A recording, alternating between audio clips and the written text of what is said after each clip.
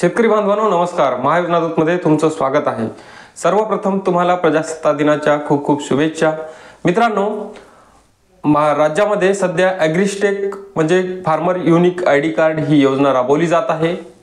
आता ही योजना जी आहे ते सर्व शासकीय कामासाठी कंपल्सरी केली जाणार आहे. महाडीबीटीचे कामं असोत किंवा मग PM किसान असोत किंवा इतर कामासाठी ही कंपल्सरी केली जाणार आहे. तसेच आता ज्या राज्यामध्ये जी काही आहे तो सोलार योजना सुद्धा राबवली जात आहे.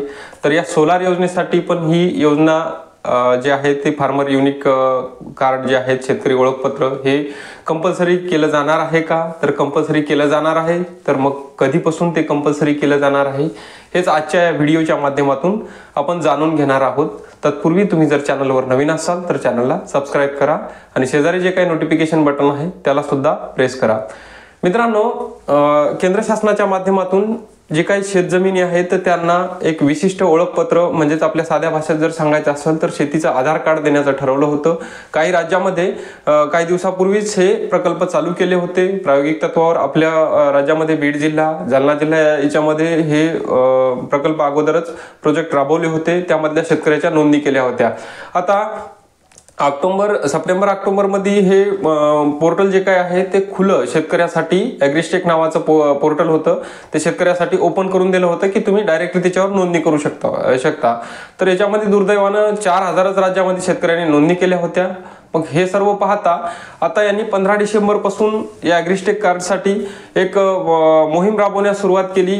तुमचे काही गावचे ग्रामसेवक असतील, तलाठी असतील, कृषी सेवक असतील यांच्या मार्फत ते एक मोहीम राबवत आहेत की त्यांच्या मार्फत शेतकऱ्याची नोंदणी त्याच्यावर करून घ्यायची आहे. आता मग ही नोंदणी जे आहे ते हे ओळखपत्र आहे ते हे नेमकं कशासाठी आणि हे तुम्हाला कंपल्सरी काढावंच लागणार आहे का? तर ते आपण जाणून घेऊयात. तर बघा, हे जे ओळखपत्र आहे याच्यामध्ये काय आहे की तुमच्या शेतीचा जो डाटा आहे तो त्यामध्ये फीड असणार आहे. तुमचा डाटा शेतीचा जो 7/12वर जो डाटा होता, होल्डिंगवर डाटा होता, तो आता जो काही डिजिटल ओळखपत्र येणार आहे, युनिक फार्मर आयडी येणार आहे, त्यामध्ये तुमचा डाटा असणार आहे. याचा फायदा जो आहे तो तुम्हाला शेतीची खरेदी विक्री करणं किंवा अचूक जमीन मोजणी असोत किंवा मग इतर शेतीचे काही कामं असोत हे सुरळीतपणे करण्यासाठी हे फार्मर आयडी कार्ड काढलं जाणार आहे.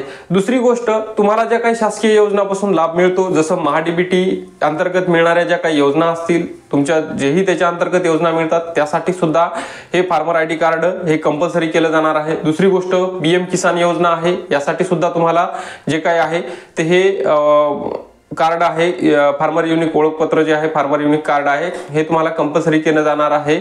आणि इतरही शासकीय ज्या काही योजना असतील त्यासाठी हे कंपल्सरी केलं जाणार आहे. परंतु मग आता हे नेमकं कंपल्सरी आताच केलंय का? तर नाही. हे जोपर्यंत याचे राज्यातील जवळपास 1,19,00,000 ते 1.5 कोटीपर्यंत शेतकरी यावर पूर्णपणे रजिस्टर होणार नाहीत तोपर्यंत हे कुठल्याही योजनेसाठी कंपल्सरी केलं जाणार नाही. परंतु इतर योजना असोत किंवा मागेल त्याला सोलार पंप योजना असोत, या सर्वच योजनेसाठी हे फार्मर युनिक कार्ड जे ॲग्रिस्टेक नावाचं जे कार्ड आहे हे कंपल्सरी केलं जाऊ शकतं. तुर्तास तरी हे या योजनेसाठी कंपल्सरी केलं गेलेलं नाहीये. भरपूर काही जणांच्या माध्यमातून सांगण्यात आलं होतं की PM किसानसाठी सुद्धा हे कंपल्सरी केलं आहे आणि मागेल त्याला सोलार योजनेसाठी सुद्धा हे कंपल्सरी केलं जाणार आहे. तर हे सध्या तरी त्याचं कंपल्सरी केलेलं नाही कुठल्याच योजनेसाठी. फक्त याची काय आहे की शेतकरी नोंदणीची मोहीम चालू आहे. मग आता हे नोंदायचं कुठं? तर याच्यामध्ये काय होतं की पहिले सर्व म्हणजे मोफतमध्ये तुम्हाला नोंदता येत होतं. आता नॉमिनल एक 20 रुपये शुल्क देऊन तुम्हाला जे CSC सेंटर आहे त्यावर तुम्हाला ते नोंदून घ्यायचं आहे. ते ओळखपत्राची त्या ठिकाणी तुम्हाला नोंदणी करायची आहे. मग इतरही शासकीय कर्मचारी आहेत, त्याच्यामध्ये कृषी सेवक आहे, ग्रामसेवक आहे, तलाठी आहे, यांच्या माध्यमातून सुद्धा त्याची नोंदणी केली जात आहे.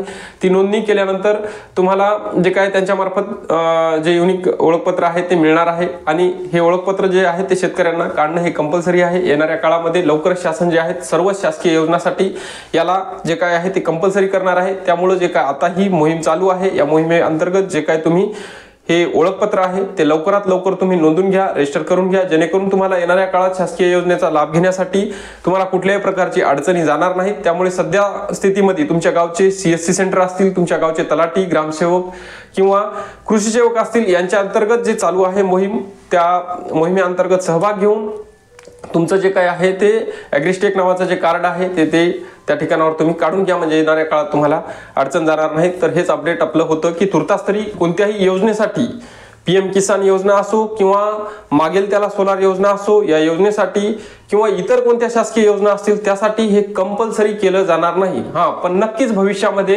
येणाऱ्या काही दिवसातच हे सर्वांसाठी कंपल्सरी केलं जाणार आहे. कारण याच्यामध्ये जे काय आहे जमिनीचा डाटा मिळवणे आणि इतर काही म्हणजे आता पीक विम्यासारखे घोटाळे झाले, भरपूर फेक अर्ज भरले गेले होते, हे सगळं याच्यामध्ये पारदर्शकपणा करण्यासाठी शासन ही जे काय आहे ते योजना राबवत आहे. याच्यासाठी केंद्र शासनाने हजारो कोटी रुपयाचा निधीची सुद्धा तरतूद केली आहे. त्यामुळे जे काय आहे की तुम्ही सर्व शेतकऱ्यांनी लवकरात लवकर याची नोंदणी करा आणि जे काही फार्मर ID आहे, फार्मर विशिष्ट ओळखपत्र आहे, ते तुम्ही लवकरात लवकर काढून घ्या. धन्यवाद.